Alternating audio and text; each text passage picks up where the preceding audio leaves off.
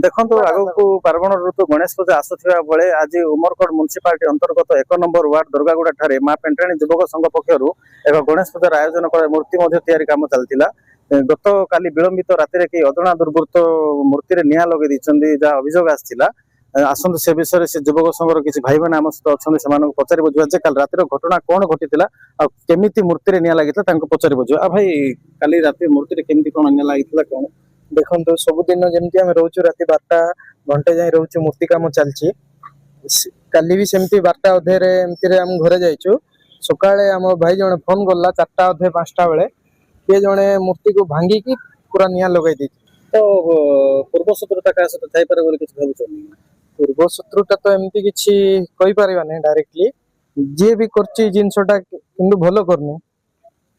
मूर्ति काम केते दूर जाइथिला मूर्ति काम 70% पाबा कंप्लीट हो जाइथिला ए विषय थाना रे किछि लिखित अभियोग दैछन ना देना दे ना थाना रे किछि दियाइ नै एबे जीवो सब भाई माने मिसी के जे कि देबो।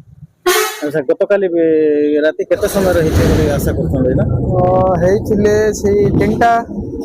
2टा अधे भीतर